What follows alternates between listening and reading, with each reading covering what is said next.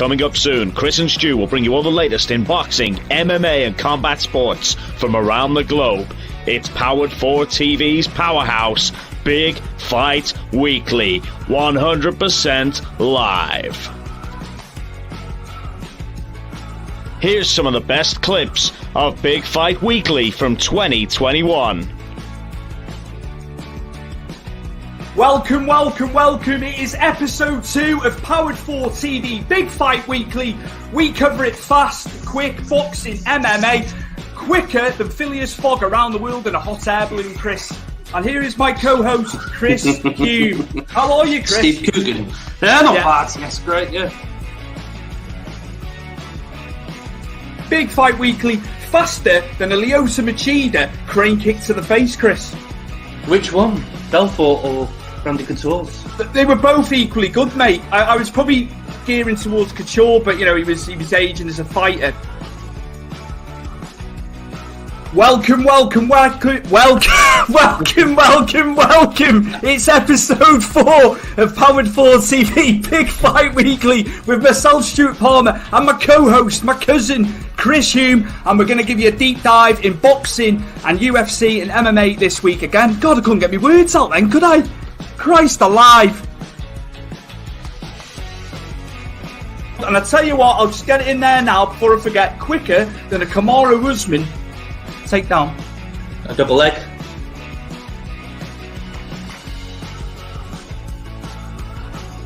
In a few moments, we'll be live in the studio with Chris and Stu.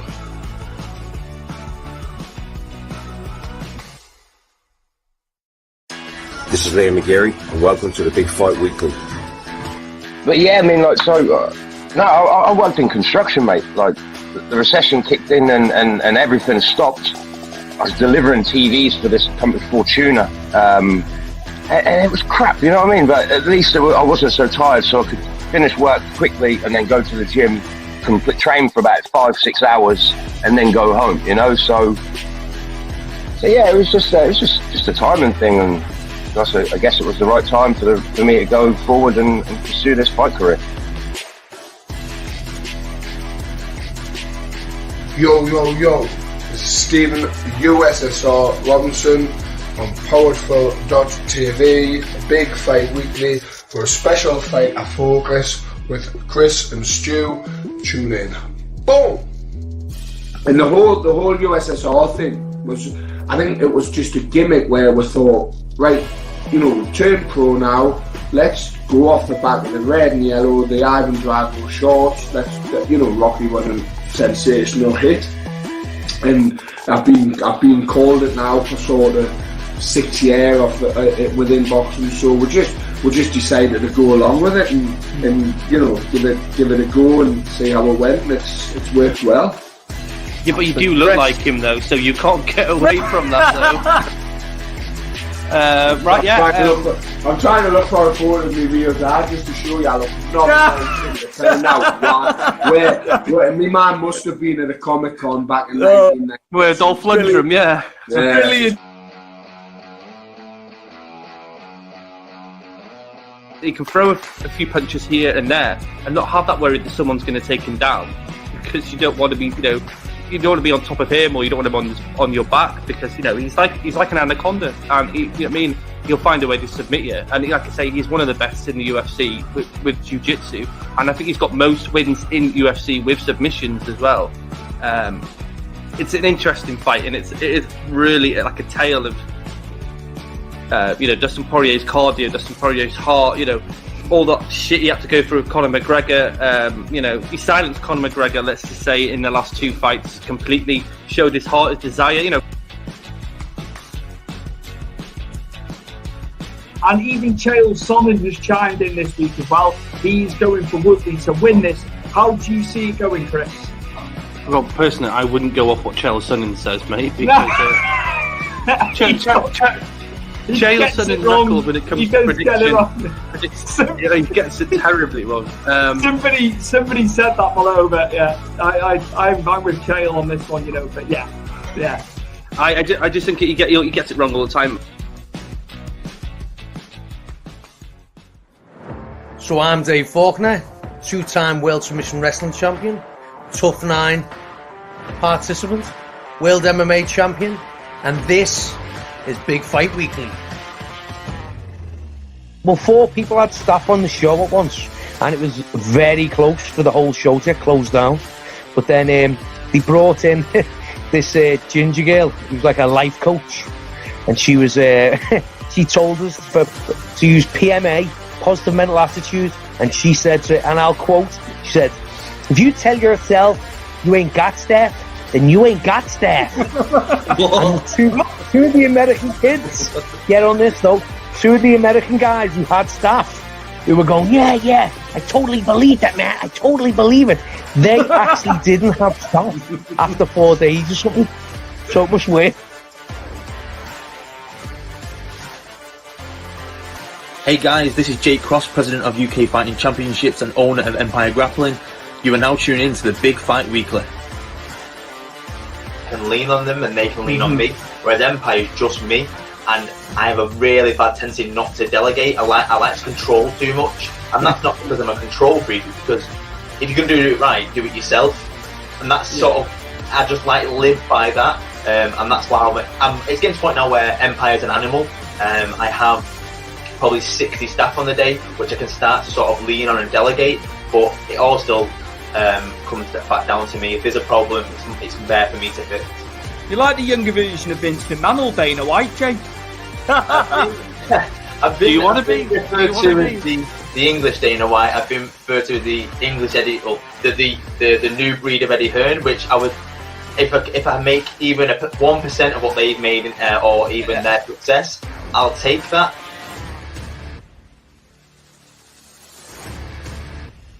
Hi guys, this is Thomas, professional MMA fighter, also ex-professional boxer. Make sure you tune in to Big Fight Weekly this week. Awesome podcast, get involved. Talking boxing, I'm going to say Marco Antonio Barrera. I used to love Ricky Hatton at the time because I was a big British boxing fan. And if I'm talking MMA, then I'm going to go with Chuck Liddell because he's the person who made me switch my boxing to MMA, and I just fell in love with the sport from then. Chuck Liddell when he fought Tito Ortiz, and then I was just, from then on, it was no looking back, and that was a long time ago. I started MMA when I was 31, Joe, so it's like I started late in my career, so I needed to get a move on, so yeah, I couldn't wait around too much to see what was going on there, so I just moved on, and got a few more fights, and then got HD management to sign me up, and a management team, and then they looked after me from there. They got me all the fights, so I had some good management team.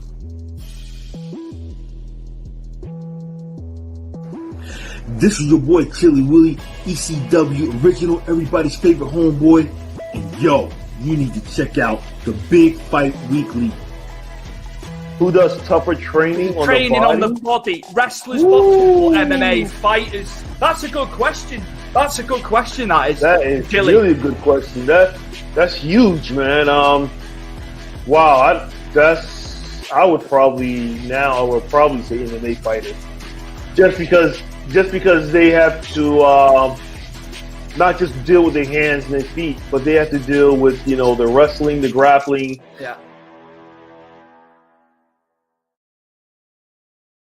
Yeah, but it's been a good long ride, hasn't it? We've had some absolutely fantastic fights, along the way since we started the show. You've got to jump out and say Brett Thomas and his constant Jake and Logan Paul, comments for the whole almost 12 months of us doing this. So there's been some sure good highlights. Thank you to all the guests that have come on as well. We've had a few of them, haven't we? We've tried to mix it up. It wasn't just about reviewing, previewing. We've tried to mix it up.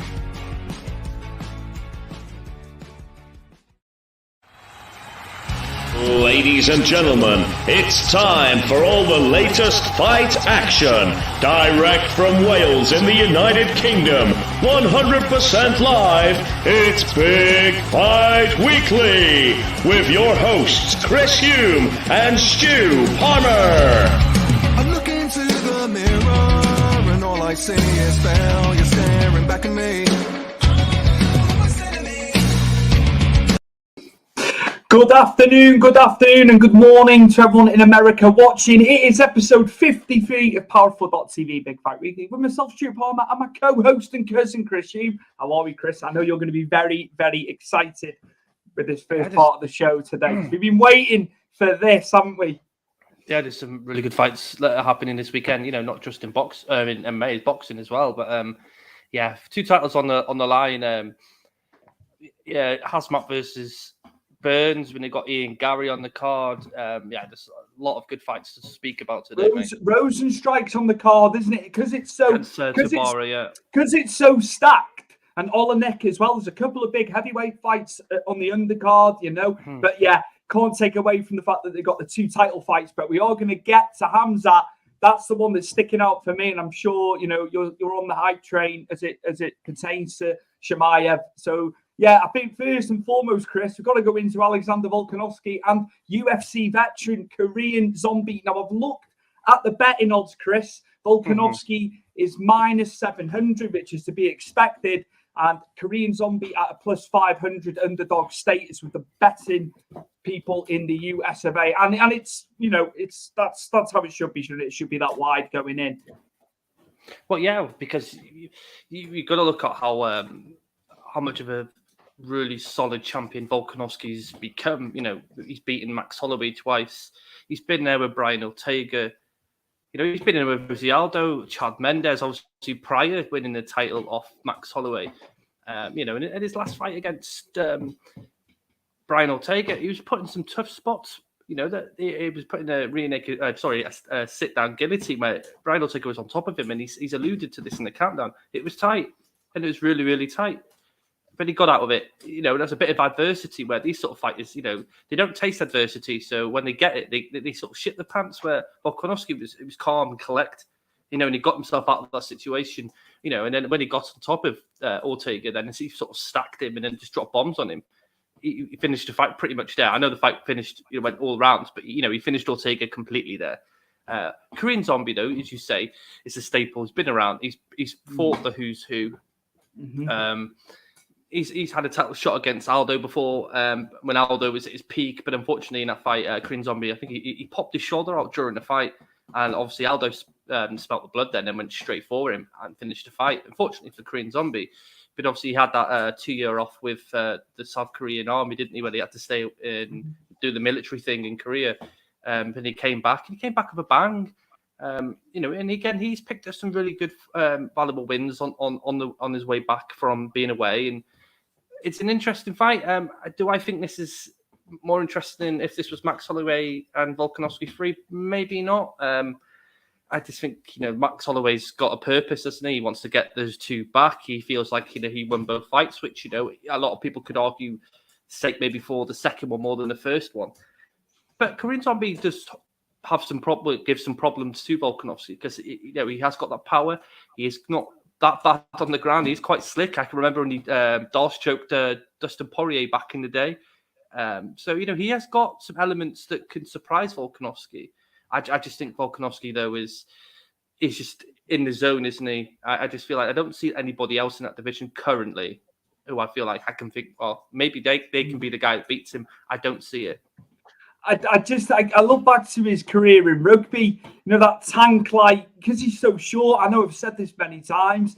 It's just almost that rugby, you know, come forward. Absolutely. Not to say, you know, that you do that when you're in MMA, but, you know, he's got that background and just tough guy, man. And, you know, he kind of did come out of nowhere, really, Chris, didn't he? But he's amassed the wins, you know, he's done well. But yeah, going back to Korean Zombie, what could he do to cause them problems? Because you said, you know, he's got stuff in his arsenal there. What can Korean Zombie possibly do to make it a little bit harder for Volkanovski? Where can he go? What sort of stylistically, what can he do to maybe give him some problems? Because we want to see that. We want to see Volkanovski in deep water again. Well, yeah, wasn't he, with Brian Ortega in his last one? But I'd say you'd have to use the outside because he's a much taller guy, isn't he? Obviously, he's got the reach, and obviously you got to look at. I always think you should look at the leg reach as well as the arm reach because that counts as well, doesn't it? So I know how effective leg striking's been, Chris, in fights. Yeah, as opposed to so. you know your top half. we see that to keep distance. You see it time and time again, don't you, Chris? It's a real big factor, isn't it? Your kicks and your kickboxing as well as. But then again, you go to that. Volkanovski showed a lot of good kicks against Max Holloway in the very first fight they had, and totally threw Max Holloway off his own sort of striking pattern. I think he's going to use the outside and not fall into what Volkanovski can do. Volkanovski's a bully, isn't he? And he comes straight forward, but he's very good at making angles for every strike he throws. But and his ratio for striking and actually connecting is very, very good as Volkanovski's. So Korean Zombie sort of probably needs to sort of pace himself, but circle Volkanovski, not get caught up in stupid brawls. But Korean Zombie has been in stupid brawls. Romel's just posted on our chat now about him and Garcia in WEC, which was Korean Zombie's first ever fight in the the USA for WEC, and that fight was an absolute bomb burner, mate. And if you've not watched it, it's on YouTube. And I suggest watching it. The second one was very good in UFC. Korean Zombie got the twister on Garcia, the first ever twister in UFC history. I remember. Yeah. But that just goes to show what sort of stuff that Korean Zombie, that Chan can pull out of his party tricks. So it's one of the cases. I think he's going to use the outside, use his reach, sort of use the pot shots. If he has to point score to win rounds, then sometimes you have to be the baller in person, for you to win the title. I don't think he should be rush. I don't think he should rush in and be a madman and do a Garcia versus himself back in WEC, because he'll get lit up by Volkanovski. Volkanovski's just getting better and better. You just see things that Volkanovski does to people, and he's got power. Don't forget Volkanovski. For a little guy, he's got a lot of power. Absolute tank. And unbelievable. It's just unbelievable when he's flying. Sup, guys? Hello, Ramel. And thank you for your comment there as well. Going back to WEC, it was a great promotion, wasn't it, back in the day? Absolutely. Yeah, Zombie versus Garcia one in WEC is one of the most craziest fights I've seen in my life. Yeah, Chris can attest to that as well. Yep. Yeah, absolutely. Yeah, fantastic promotion. When the guys all came over into UFC, it was mad, wasn't it? All the talent that came over from there. But yeah, Chris, it's warranted, isn't it? He's a minus 700 favourite to plus 500. That's the widest odds of the night as well. That's fair enough. That's the biggest margin between all the fights because I was looking through. So we've got to go Volkanovski, haven't we, in this one to retain? I think I'd probably go that way. I'd like a shock surprise. Who doesn't like a little shock surprise? We have what we've had previously, should we say? But I can't see Korean Zombie sort of causing enough problems for Volkanovski to slip up or be a bit sloppy here and there. I think Volkanovski is going to come in determined, like he's done every single title fight and every single fight prior to that, and win the fight as well as he has. I think he'll bully him. I think with Volkanovski I think he'll use his striking and his leg kicks, and I think that's when he'll start using his takedowns. I feel like Volkanovski pretty much could get I think I'll go with along the line. I think he could finish Korean Zombie, because don't forget, Korean Zombie has been finished. He has been knocked out. I think Yaya Rodriguez won a few years ago, rings the bell, when it was right at the end of the fight, and Korean Zombie sort of got the back of Yaya Rodriguez, but he sort of lifted an elbow just as Korean Zombie was coming round, and it's just like seconds before the end of the fight, Stuart, and dropped and knocked out Zombie that way. But I think I'm going with Volkanovski to win. I don't think he'll knock him out. I think it'll be more so I'm going for more ground and pound. I think he'll take him down. I think he'll TKO him on the ground. I think that's how he's going to finish. But I think it's going to be like a relentless of strikes, not just one that catches him. I think it's just a constant relentless, and the ratio of strikes that Volkanovski can actually land on Korean Zombie will probably get it done. Perfect, Chris. Perfect. Volk is going to win by a TKO. Yeah, there you go. You're on the same lines with it. So there we go. Yeah, Ramel and Chris there, very much thinking the same. But yeah, Chris, are we moving on? Would you like to add anything to this before we move on to the second title fight of the evening, the co-main? Zombie got KO'd by Roop in WEC via head kicks, as I recall. Yes, he did. Right, yeah, we'll move on to this because this has obviously got a lot of story behind it, hasn't it? Absolutely. Now, Chris, you've said about this since the first fight. He could have won an Academy Award for his antics, Sterling, in the first fight. And yes, they go at it again, Chris. Obviously, Petr Yan, now the interim champion. Aljamain Sterling, default champion. Yeah, we use that loosely. We use that loosely, don't we? But he is. And they will go at it again. And I know we've touched upon it, we've grazed upon this. But yeah, you only see it going one way, don't you? Petr Yan for the victory. don't get me wrong, right? Aljamain Sterling is an elite fighter, but there's elite and then there's something else. And I think Petr Yan is something else. You saw against Sandhagen. And then, yes, you can sort of cross the tails here and say, well, Sterling finished Sandhagen with a rear naked choke in their fight where Petr Yan went all the way. But I think Corey Sandhagen's got better since the Sterling fight. But if you watch the first fight back, Petr Yan was in control. I think he was smashing Sterling to bits. Yes, Sterling had more strikes in the first round. Petr Yan did drop him in the first round as well. So you could easily say maybe Petr Yan stole the first round off Sterling, and Sterling was right on top of Petr Yan all the way through that first round, trying for takedowns. You know, he was going for leg kicks, he was going for body kicks, he was trying to strike with him, put that pressure on him, and he did back Petr Yan it. But Petr Yan's like one of those, Stuart, like you say about Canelo. He takes a round off just to understand and absorb everything that your opponent's thrown at you, and then he works you out what you're throwing at, and then boom, he then puts his own game plan into place and then controls the fight. I think Petr Yan's obviously going to be the aggressor. I know we made that mistake with the knee. It happens, and you know he's admitted that is at fault. And you know, I think other than this one, I think he's going to be hell for leather, and I think he's going to punish Sterling for the antics of that knee. Because if you look at, I'm going to use this as a sort of a way of things. When you've seen fighters get knocked out, and we've seen some really bad knockouts in the UFC, all sorts of MMA knockouts over the years. A lot of them do get up quite quickly. You know, like, oh my God, what's just happened? And it dawns on them, shit, right? They get up. Where Sterling, you know, the knee grazed him. It didn't connect fully, enough to sort of put him down on his arse, yes.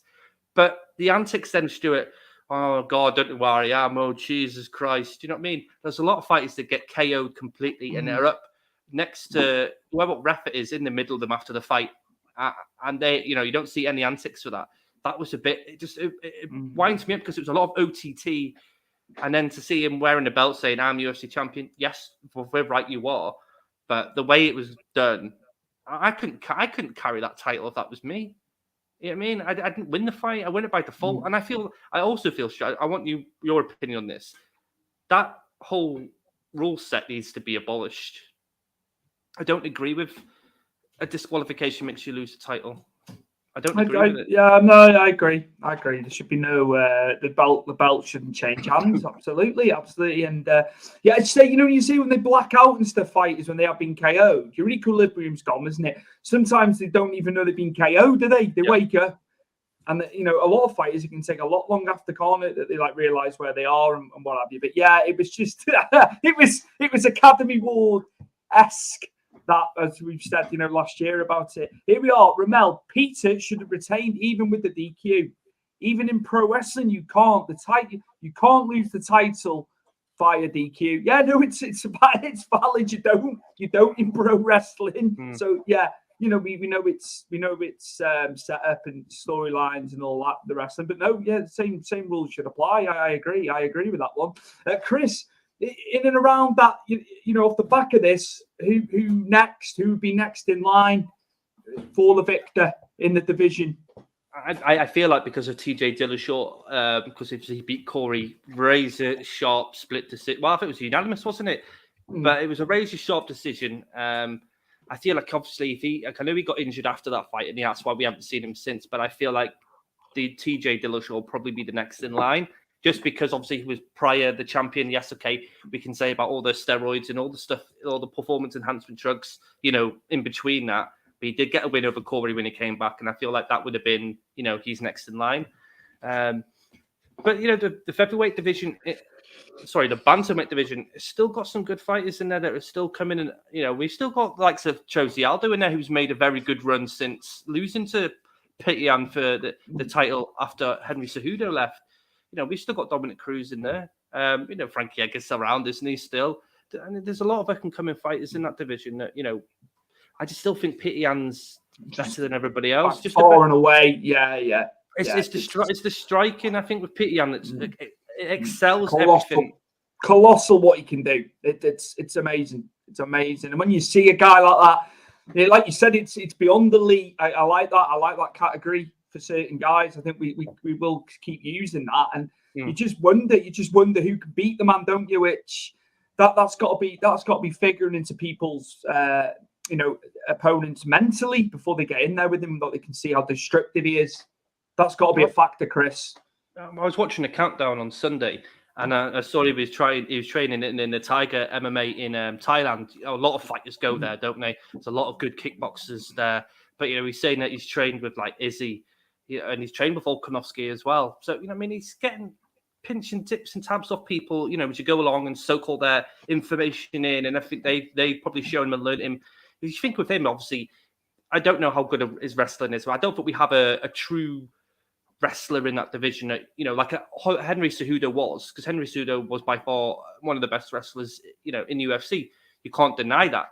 But we don't have anyone else with that sort of pedigree that, that could take Petr Yan down and hold him down without having to strike with him and really, frustrate him. We haven't got that.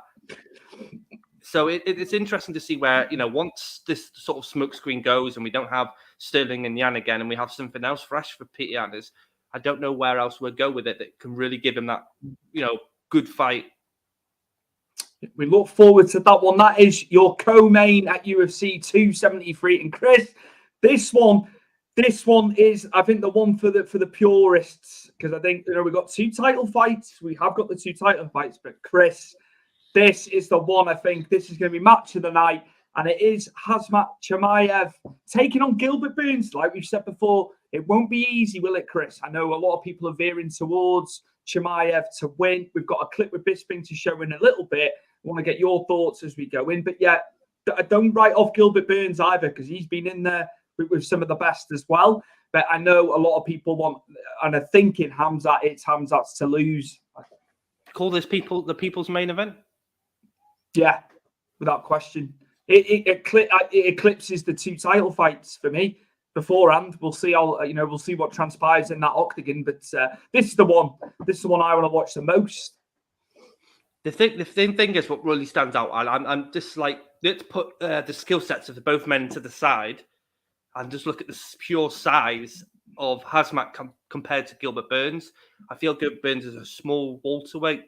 He was a 155er, wasn't he? Yeah. Okay. Chimaev is probably say a natural 185er, and obviously he's fought at 185. He's done it in the UFC as well as obviously elsewhere. But he's naturally a big guy, and what makes me worry is that Gilbert Burns, and people say yes, he's won all accolades in jiu-jitsu, and you know me, I love my jiu-jitsu. I know you do, and that's brilliant. But who has he submitted? There's no people on there. You can look at who his last fought hasn't really gone and say he hasn't submitted a Stephen Thompson per se. Like a big name on his regiment, on his list. There's no big name. He's knocked some people out, and he has fought some really tough competitors, as you say. Usman, he dropped Usman, but didn't do anything else with it, did he? And he also got finished with a jab by Usman as well, which makes you question the chin. But it's not about the striking in this, Stuart. It's the sheer power of Khamzat Chimaev and what he can do with his wrestling, and the hunger for to be number one in this sport, because he wants to be number one. Stuart, he said it enough. He's called enough people out. It's probably say that if he can take Gilbert Burns down, and Gilbert Burns, he's going to scramble. He's going to try and get a lock here or a submission there. But if he cannot, Khamzat's going to punch a hole through his head, and he's going to do it aggressively. When these two are standing across from each other on Saturday, Sunday night for us, you're going to see one man up and down, like an animal. Well, I feel Burns is going to look like shit. What have I just agreed to do? And Burns is, I'm not knocking Burns, but I think Khamzat Chimaev is just not just the it factor. It's that scary style of aggressive wrestling, but the power to come with it. Think of say He-Man with his sword, or Thundercats with their sword as well. Once they've hit that peak and they go for it. I just think Khamzat's going to have too much. I think he's going to destroy Burns in a place where Burns, I think, is going to struggle to come back from, because it's going to have to be a statement win. He's going to have to go in there, Chimaev, and completely obliterate Gilbert Burns, for that number one contender shot after Leon Edwards has fought Usman. And that is the big thing, isn't it, off the back of this for the winner? It's huge. It's huge. Burns vs Chimaev is going to be a banger. Yes, Ramel, absolutely. I'm sure you're looking forward to that as well. It's going to be amazing. Are we going to go to Bisping, or do you want to add some stuff before Bisping? Yeah, just before Bisping. I want to sort of, when we talk about Khamzat, and I don't want to sort of knock his striking, Stuart, because he's got KO power. We've seen it in his third fight in the UFC. He has got power, so maybe he might want to play with Gilbert Burns with a stand-up. I know Burns has KO'd people and TKO'd people as well, so he has got power. I feel like you might get something different from Khamzat Chimaev, as well as not just the wrestling side of things. I feel he might think, well, I can beat you at the wrestling. I'll probably beat you at the striking game as well. That's what John Jones used to be like in his younger days, when people say you can't stand up and strike with this guy, and he would, yeah. He'd go out of his way, would need to just prove that point. So yeah, maybe we will. And this is what we want. This is what we want. A bit of him doing, go outside of what he's known for and do that. So yeah, absolutely. But yes, the count is here, Mr. Bisping, and also what a documentary, a fantastic documentary, Chris, from Bisping. Just to segue quickly, briefly, what amazing. I read his book, Stuart, and his book was really, really good. So a lot of what he said in his book, he obviously put in his documentary. Excuse me. And it is good, and the whole sort of cartoon side of things as well. When they sort of try to picture the sort of story he's telling you, brilliant, Stuart. And I also, when anyone who's watching us, I recommend watch Bisping the documentary. A really good insight to a guy that lost his eye in a fight, unbelievable, and somehow cheats the system and wins a title at the end of it. You can't tell me anyone else has done that. Not one person. I liked it even before, when they were like living in Clitheroe, and he was like, obviously, Michael sought this out, the fights in town and stuff like that, and then he realised, didn't he? He could be getting himself into big trouble. So they went into the fight route, didn't they? But yeah, and his old man as well, mate, very tough. Like he said, what his old man had seen in the army. That's probably why he wondered if it was like PTSD, didn't he, with his dad? But it's been a big supporter of Michael Bisping all the way through. I've seen Michael Bisping, through Cage Warriors Ultimate Fighter, Stuart, and nothing but respect for the man. And it's good to see he's still around now on commentary. Here's Bisping's thoughts on Khamzat Chimaev and Gilbert Burns. Here we go. I love his t-shirt, by the way, Stuart. We'll speak about that. Any partners, but this is a tough one. I'm going to lean towards Khamzat, and I'm sorry, Gilbert. I know we're buddies, I know we're friends, so if you see this, I hope you prove me wrong. I do, because I do apologise. But you could say that I've been sold the hype. I'm just telling you, what he did to Li Jingliang just blew my mind. That was so impressive. Jingliang ain't no slouch. He's a tough guy with good skills and lots of experience. And Khamzat just picked him up. And he looked like he could have done whatever he wanted. As we know, he was talking to Dana White and stuff like that. And he's talking about becoming the champion. He's talking about becoming the champion at 185. There's a reason why he's so confident. He's not stupid. You know what I mean? This isn't a stupidness. This isn't him just being false arrogance, getting carried away with a little bit of success. Then he knocked out Gerald Meerchart. There's a reason for all this. I think it's going to be interesting. I do want to see the wrestling of Khamzat go up against the jiu-jitsu of Gilbert Burns. That is going to be an interesting scenario. Listen, jiu-jitsu is the real deal. It is a sensational art. So Khamzat better be training his submission defense. I think I've got Khamzat winning it. I apologise, Gilbert. I have. My pick is Khamzat Chimaev. I think he gets it done again. I just do. And it's going to be unbelievable, because if he does win, whoever wins between Leon Edwards and Kamaru Usman, he should be next. Granted, if Leon wins, there's probably going to be a rubber match, because Leon and Kamaru will be 1-1. But Khamzat Chimaev will be there waiting in the wings for whoever that is. It's going to be. And there we have it, the man, the legend there. And he's very much going with Khamzat. And also, as you said, as you alluded to there, his Free Kane t-shirt as well on there. I want one of them.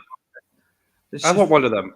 It's ridiculous, isn't it? With what's happened and where he's ended up, mate. It's a hard sort of one to get into as a conversation.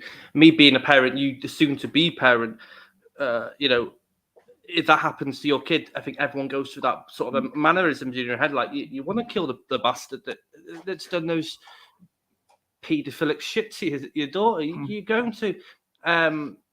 It's just a mad one, isn't it? And I hope somewhere in the jury, when he goes through the whole process, that people don't condemn him too much for what he's done.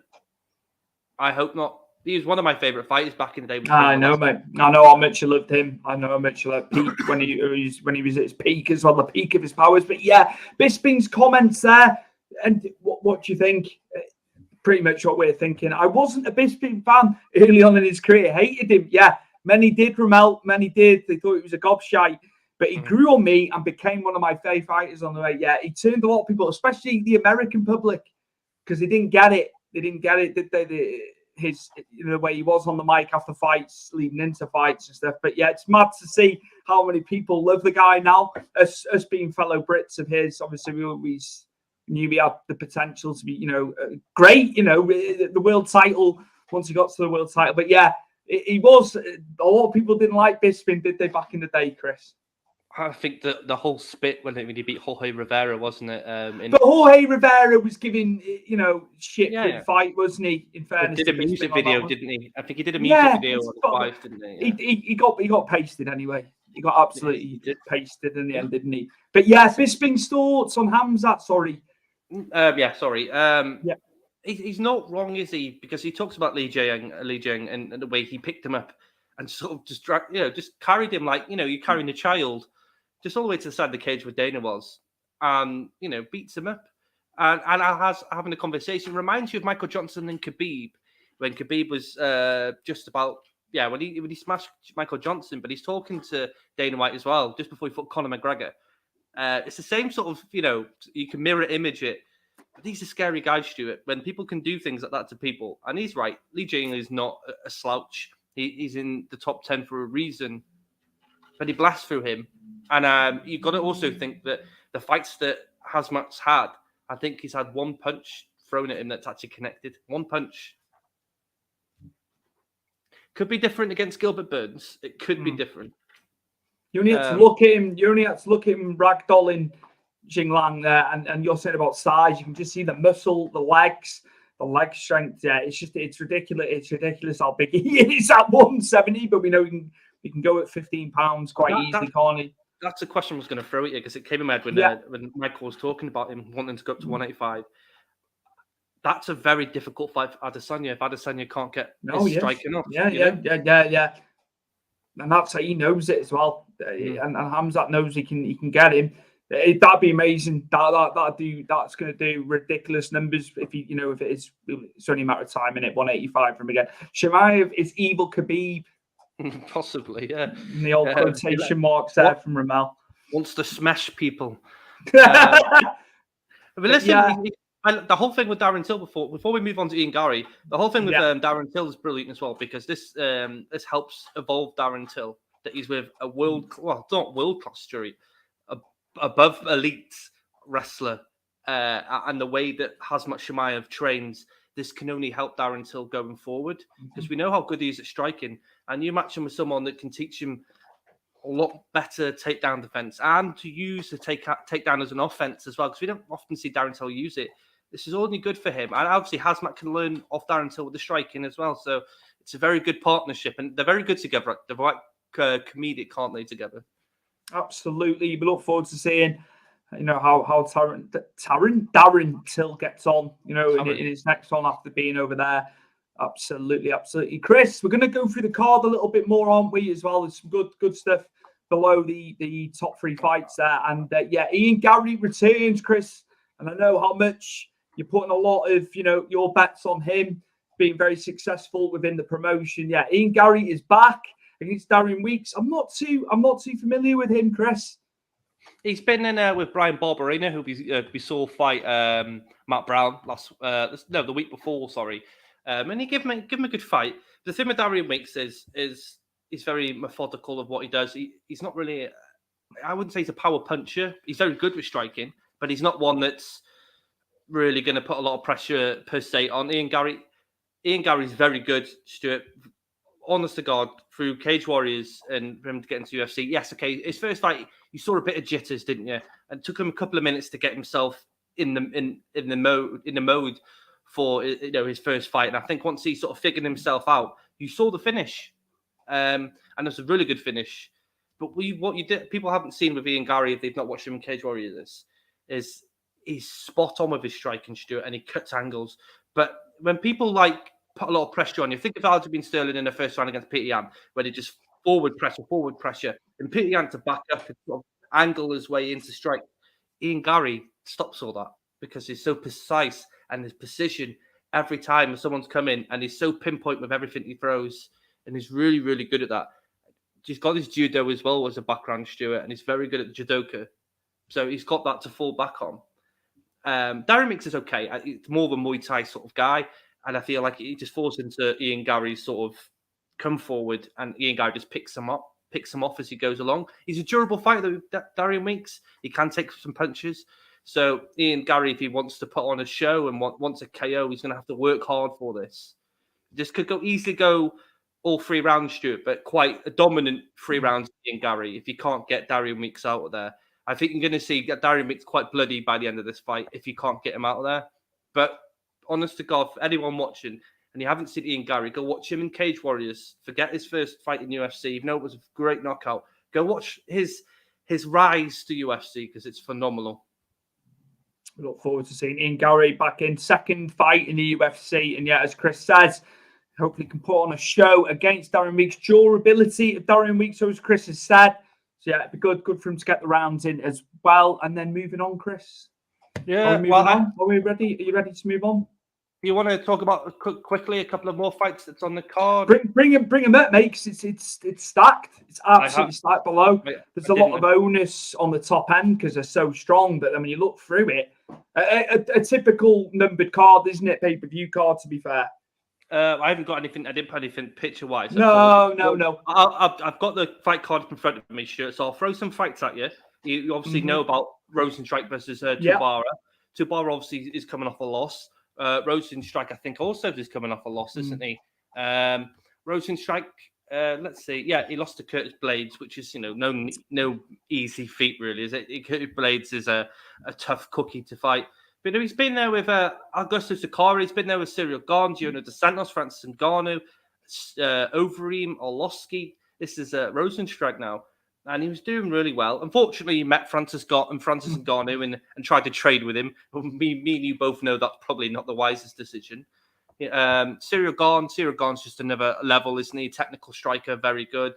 And Curtis Blades, again, a very dominant wrestler, but also got power. So these losses he's had in UFC are against top-level opponents. He hasn't lost to anyone lower than him. This is, I think this is a fight, I feel like, for Rosenstrike that he needs to get on the win. He needs to get it back. He needs to sort of get himself back on the path. But then thinking about it, though, Stu, I was thinking about this today. Another good fight for our mate Tom Aspinall. Another one, if he can win and Tom Aspinall can sort of, if he wants more minutes and he can't get tied to Varsa, there's a few fights. I mean, it's a perfect one. It's a perfect one, I think. I've got Rosenstrike in this one. Tybura, though, he's tough. He's a tough guy. He is tough, but I think it's Rosenstrike's to get himself back into the win column. And as you said, you were listing the guys he was in with before he took on Ngannou and Gane. He was in with the top guys in the division, and he was amassing a very strong record. As you say, Curtis Blades. It's just one of the things we know. Curtis Blades is on the periphery, very well skilled. But yeah, I've got Rosenstrike in that one, Chris. He's got too much for Tybura, I think. If he lets himself go, because I think you found since Ngannou, he's not let himself go as much. Well, I feel like you saw it with Cyril Gane. He was very tentative, didn't really want to engage, and got confused by Cyril Gane's sort of striking prowess and his movement. But you look at Tybura quickly, Stuart. He was on a five-fight winning streak before he lost to Volkov last October. We just seen Volkov against Aspinall. Volkov is a difficult fight for anybody. So he's beaten some okay guys. I won't say he's beaten anyone fantastic per se in the top 10, but he is there in the top 10. So it's a fight for him to win if he wants it. Absolutely. What's jumping out? What's jumping out at you for UFC 273 in the undercard? Well, Mickey Gall's on the card, but Mickey Gall's Mickey Gall, isn't he? One name, Stuart. I don't know if you remember Todd Duffy. I do. Of course I do. Didn't he have like the quickest KO? He did in heavyweights, yeah. Yeah, I remember Todd Duffy. He hasn't fought UFC since 2019, and it was a no contest against Jeff Hughes by an accidental hypoc. I'm reading here. But before that, he fought Frank Mir, Philip de Vries, who was a British-known fighter, and he fought over him. He hasn't fought in many fights, really. Looking at it, actually, Stuart, he's had 13 fights, but he hasn't fought since 2019. Nice to see him back. Be interesting to see if he can get himself back on the road on the heavyweight, because he was always quite a technical fighter. But he did love himself in his early days. He had alluded that he's did a lot of soul searching and found himself, a bit more mature these days. So it's nice to see him back. It's been a while. It's crazy that that KO and the speed in which he did it, and Todd Duffy, but back in there, mate. Back in there. Anything else jumping out at you? Yeah, I got it here, Stuart. It was against Tim Hague, August 29, 2009, UFC 102, 7 seconds. Yeah. My word, 7 seconds to KO him. Mad. Absolute mad. I think Masvidal surpassed that against Ben Askren, though, mate. Yes, he did. Just a bit. Yeah, yes, he did. But if you want to move on to boxing, Stu, go ahead. Fire us up for the boxing, please, Chris.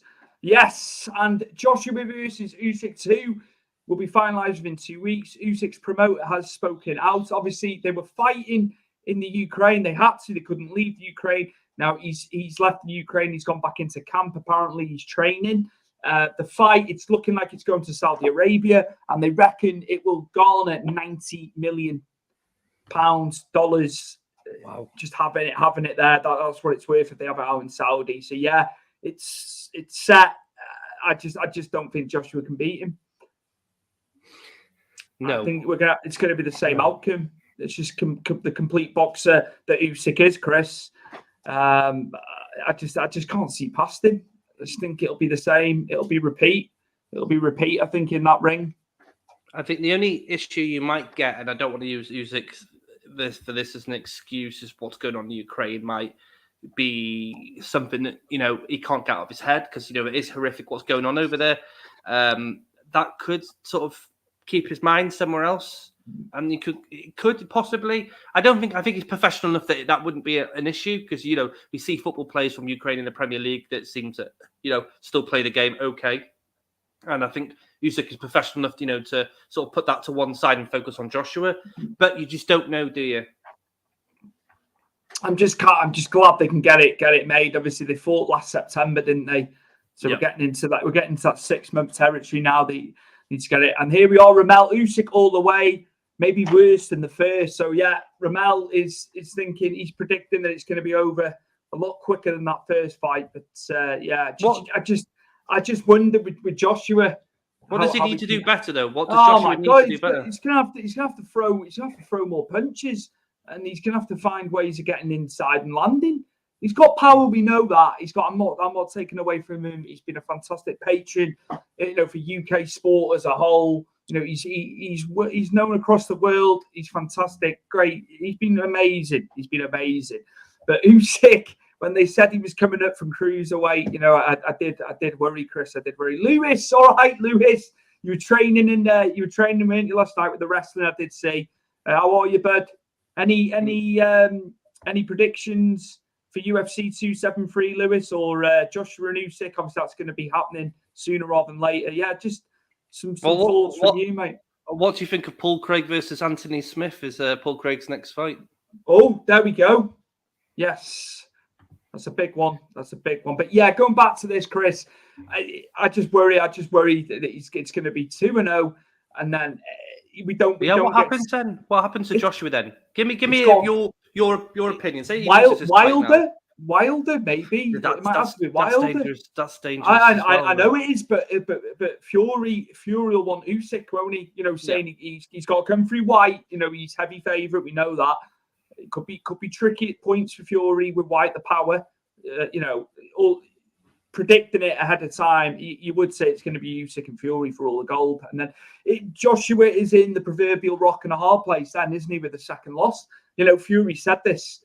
It could be, catastrophic for Joshua that we don't get to see it. And, that fight should have been made but obviously COVID and all that. We've been waiting for that, and this is, Usyk's come into the division and been really, really good. So yeah, I worry for Joshua because we always wanted to see him against Fury, didn't we? Yeah, well, Wilder screwed that one out the pad last year. Well, yeah, last year, didn't he? So we were that close. Well, obviously, we'll talk about it more when obviously this fight's a bit more close. Yeah, we'll give it a better breakdown. Absolutely. And moving on, Chris. Tyson Fury. I'm not doing social media, but you know what he's like, Chris. He said he was in camp and he wouldn't be doing it. Like you said, this happened previously. He loves it. He loves it, doesn't he? So yeah, here's a little message from Tyson to Dillian. Fury here. Just a quick update. Let you all know that camp's going really well. Less than 3 weeks out. Cannot wait to see you all there in the big smoke at Wembley Stadium. Dylan White is getting knocked the fuck out, man. Cannot wait. See you all there, all my loyal fans. God bless you all. Oh my God. He's a character. Typical. It's just a typical thing. But yeah, at least he said the camp's going well. And yeah, just can't wait for this one, Chris. And the biggest payday, for White, as we've said, he'll be getting that $8 million. Well earned. Which is, the guy deserved it. Mandatory for so long. Screwed, typical. We've been waiting, stalled. Typical boxing, isn't it? The matches don't get made and we're waiting. But he's getting it. He gets the big shot now. He gets the big shot, which he's craved for so long. So that's a fight through adversity. The loss to Povetkin, we've said it many times, came back.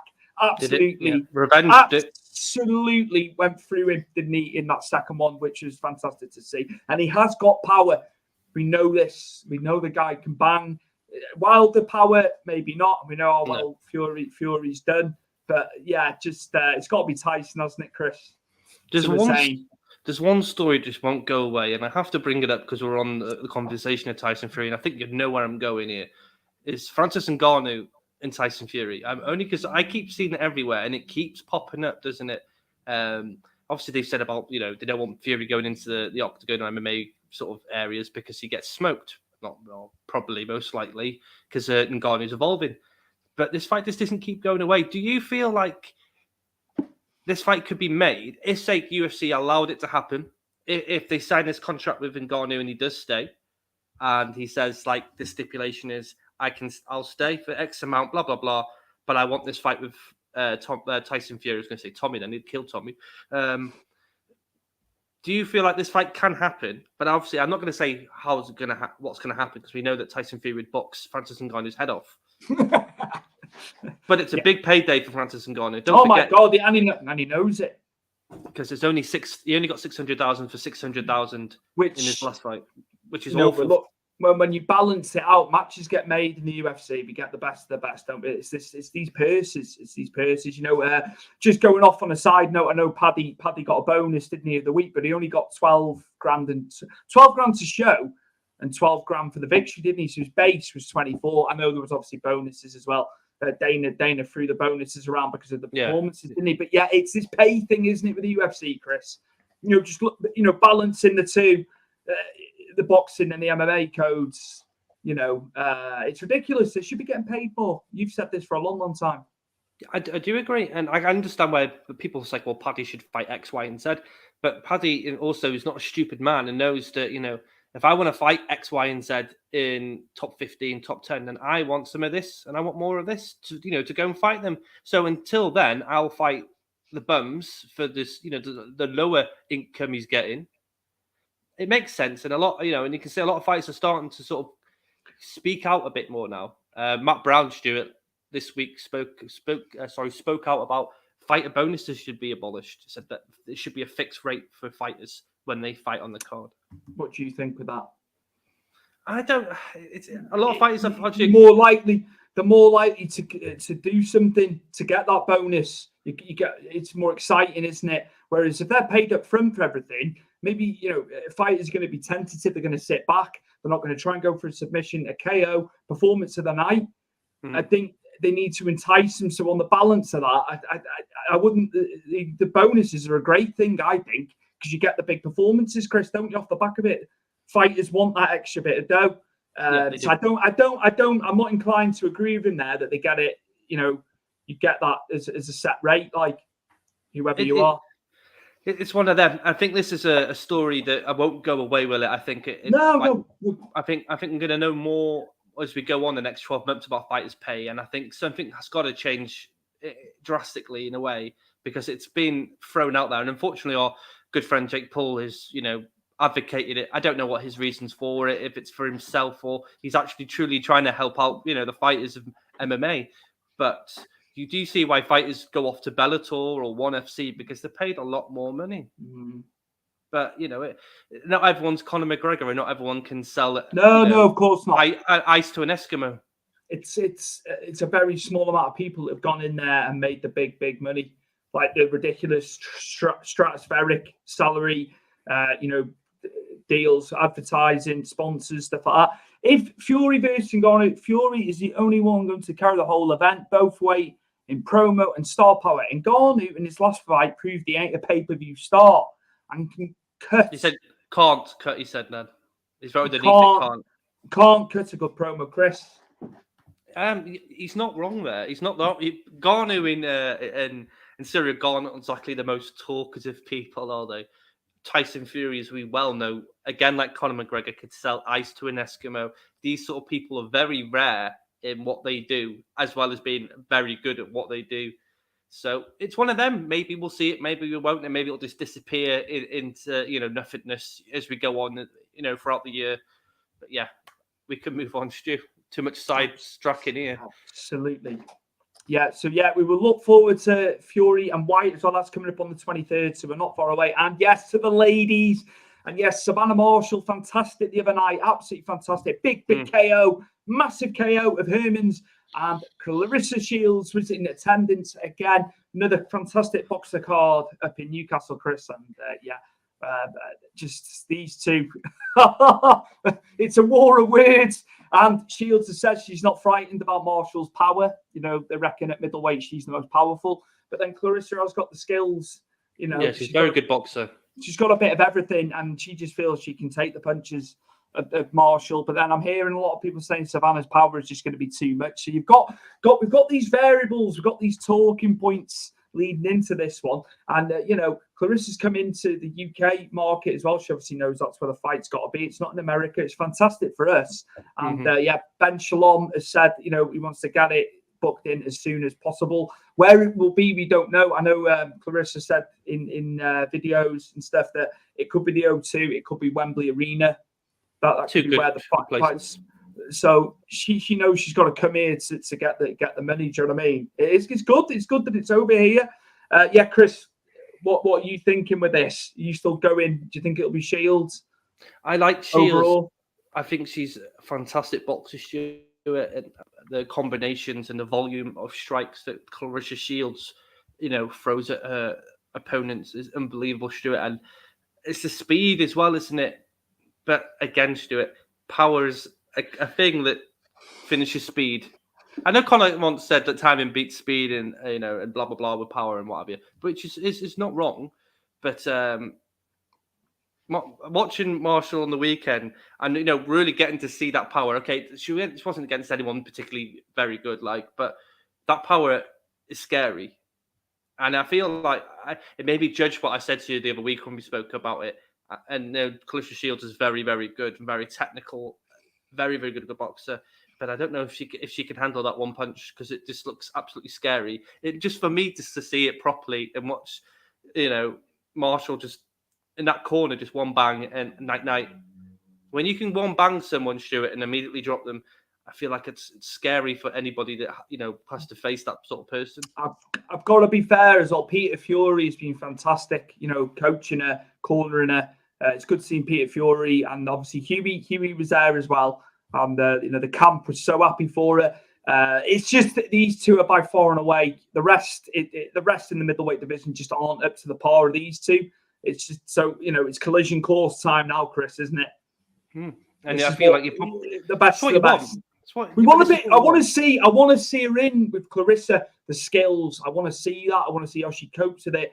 Maybe we'll see a bit of different boxing from Marshall as well. Maybe she'll show her skills. You know, yeah. I think she's not just a one-trick pony herself, Chris. It's all the power punching. She can box. The girl can box.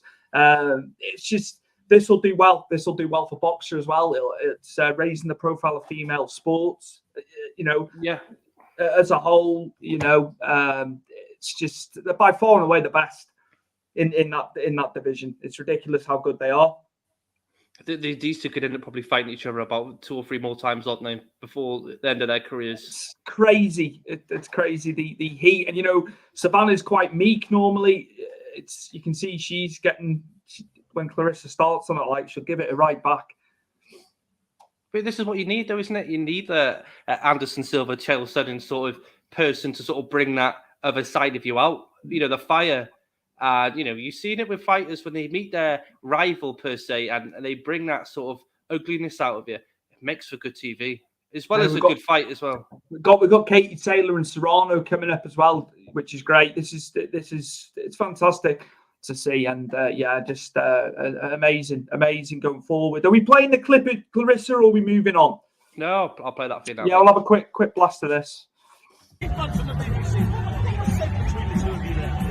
her, bring that puncher power with her in the summer. I want to hear no excuses. When I beat her, I want everybody to remember. She said she was the biggest puncher in the middleweight division. I'm going to tell everybody, puncher power can't do shit with me. Nothing. And you can match that. You've got the skills. You're confident about that, Claressa. I'm going to match her with power. I'm going to match her with skills, defense, everything. She's going to feel like she's an amateur. She's going to be like, damn, I think I'm in here fighting a man with skill, power, and everything. She's outmatched. Claressa, you've got no problem coming back here. You stand alone. You're a warrior. You've got no problem coming back here. You've got to fight her. I'm already decided to come back to the UK to fight her. But to fight her in her hometown is giving them a big advantage. We need to fight somewhere in the UK, like the O2, like Wembley, because this fight is huge. That's where we need to fight at, where we can have some neutral fans, because the fans can't persuade the judges, and we're here in her hometown. So therefore, if they want me to fight her in the UK, have it somewhere like the O2 or Wembley. That's fair to me. I'm already giving up my country, and I'm the one with the Olympic gold medal, and I'm the one with the world title in the free division. It makes sense. And let me ask you this, thank you so much. And there we have it. Yeah, she's not frightened of the power. No. She's not frightened 1 iota of the power. So yeah, just I can't wait for him to sign this fight, Chris. Let's get it made. Let's get a date in the books, and we look forward to that. And yeah, just a few more bits of the boxing, isn't it, before we depart? Mr. Shelby. Absolutely, mate. A fantastic career, absolutely brilliant. The last Welsh champion as well. We've had 12 world title holders in Wales, and he was the last of. He had a great run with the title, with the IBF belt as well, from 2015 to 2018. It's fantastic, but yeah, that was his first stoppage loss in his career. And we forgot to cover it because I didn't realize he was fighting. He went over to Argentina, and he lost. He was stopped, which he's always been tough. He's always been durable, but he finishes on 28-4. There's Lee Selby, and no, he's been fantastic. He's great with Matchroom. I know he's done stuff with Frank Warren as well. Great career. I've just knocked this out me bloody thing again. Yeah, fantastic career. Being a fellow Welshman as well, Chris. Some big nights. Like, I've watched so many of his fights over the years, and like you said, coming out of Barry, where they lived in the the council areas there, it was tough. It was a tough upbringing. But as many fighters, Chris, they come from tough parts, don't they? And it makes them the people they are. Doesn't it? Makes them the fighters. They know to fight. They know to fight, don't they? Yeah, and he was so good. He at his peak when he was champion. Like, he's so slick. Very, very similar. He was at the Welsh Mayweather at the time. I remember him saying that, So a big shout. Yeah, he was fantastic. He fought Josh Warrington as well, didn't he? I'm just trying to think of fights he'd had. But yeah, he had some big fights over the years. And a great advocate for the Welsh scene as well, in the UK scene. But yeah, just wanted to give him a little bit, because he's called time today, funnily enough, hasn't it? It's like, news today. So yeah, Lee Selby, all the best. 35 now, but as you can see in the headline there, made enough money. His family is set up, and heart on his sleeve. That's all you want. That's all you want, Stuart, as a professional fighter. And he goes out on his shield, Chris, as well. And that's what they like to do in it. They don't want to go out on a whimper. Absolutely. So yeah, all the best to Lee Selby in the future. I'm sure he'll be involved in the boxing scene, no question. Chris, we got Kennedy, we got Triple G. We have got Triple G, mate. Triple G. So yeah, just to close out on the boxing and the show, here we go. Two guys with great amateur records. Golovkin was at world championship level in the amateurs. He boxed at the Olympics, got a silver in Athens in Greece in 2004. Murata, there's about 3-4 years difference. He's 36. He won the gold at the London Games in 2012. So they've got that pedigree. Murata, I've been looking through his record. He's obviously got one of the belts to Triple G's too. He's not fought the guys. I think one of the ones on his record was Endam. He's been well travelled in there. Just looking through the record. So yeah, Triple G not fighting as often as he could have been the last few years with everything going on, but he's back and needs a big performance. Turns 40 on Friday. There's Golovkin. So you've got to wonder. And it's only like 1 or 2 titles to unify as well. So yeah, I can't see past him. I think he's gonna come in there, and he's got a fantastic chin as well. Triple G. He's never been knocked down, which is incredible. But yeah, I just think even though he's in Murata's backyard, I think the class of Golovkin, especially over the last decade or so, he's been fantastic. Some question against Canelo. There was a draw, and then obviously a majority decision, wasn't it, in their second fight? Yeah. A lot of people had Triple G winning both fights. We say it again, don't we, Chris? The judges sometimes. It was tight, and look how well Canelo has done off the back of that, and who he's beaten. He's gone at the weights. So yeah, I look forward to this one. It'll be an interesting contest. But yeah, great pedigree, amateur level from both fighters. But this is for 3 of the titles. It's middleweight, this one, Chris. Zev Stern. Chris, nice to meet you, mate. That's a new guy. Yeah, new guy. Hazmat will win. Yeah, most definitely. Which is a shame. What round, Zev? If you can get that into us. Anything else? Anybody else on the old messages there? No. Okay. No Brett this time. He popped in. We might have heard from Brett. Logan Paul being on WrestleMania. Yeah. Yeah. He did well. To be fair, I was very impressed with him. I did hear, but he's quite a big guy and quite sporty. You know what I mean? Yeah. So he's got the athleticism. His moves were good, and the way he was taking the moves as well. And he hit a frog splash as well, because obviously the Mysterios were dressed up like Eddie Guerrero. So yeah, he felt the need, but can play the heel very well. Him and Miz together is fantastic. But yeah, that's wrestling. We don't need to talk about wrestling, but yeah. Brett, we need some comments from Brett at some point, don't we? But yeah, Chris, anything to add in closing? No, not particularly. I think we've covered quite a lot, and we've got a lot of talking points for next week to go to talk upon. It's just very interesting to see which way certain fights go, and I think everyone's on the Khamzat Chimaev sort of train where they feel like he's going to dominate Gilbert Burns, and I feel like, again, we're going with Petr Yan and Sterling. I think Petr Yan's going to dismantle Sterling. I just think he's that elite above. Can there be an upset amongst all this? It's very possible. Could there be an upset, Chris? Because it's heavy betting, heavy on the betting. That's big. There's a lot of yardage between the victor and the underdog, as it were. There's big margins, isn't there? But yeah, surely we can have someone can pull something out, Chris. It's MMA. You don't know, do you? You're multifaceted. There's so much that can happen in MMA. It's very interesting because MMA maths is absolutely all over the place. A loses to B, A loses to C, but beats B. You know what I mean? And then B beats C. It's all over the place because it's madness, and that's why we love the sport. Because on any given day, you could have the best in the world, and they could end up losing. And that sets the whole world ablaze, doesn't it? You don't know. I don't think in this card. I think we see any shocks. I feel like who people think are going to win are going to win. I think we're going to see Petr Yan claim the title back. We're going to see a very dominant Chimaev, and we're going to see a very dominant Volkanovski. But we just need to see these guys like Chimaev get the next title shot. A good battle for Volkanovski. So Max Holloway needs to get fit, or we decide where everyone else is going in that division. But the featherweight is picking up now. Arnold Allen's in there. I'm interested to see where he goes. Calvin Kate is a good call out for him. But there's loads of different things going on in these divisions, Stuart. A lot of fresh people are coming through, so who knows what will happen. Absolutely, and we look forward to it. We've been waiting for this card for quite some time. When it got announced, we've gone. I know you wanted to give it the big preview this week, but previous weeks we've touched upon, haven't we? But yeah, fantastic. And this has been episode 53. Chris, do you want to add anything about socials before we go? Just follow the link. Let's go scrolling along your screen here. All our socials are in the sections below. Everything to our Twitter, our Instagram. Stuart runs the TikToks, our Facebook. Sports Social, they're on their page as well. Their link is there if you want to go on their page, not just really for us. Sports Social have a wide range of podcasts you can grit your teeth into, so go and check them out. Powered 4 as well, go check them out on their YouTube channel.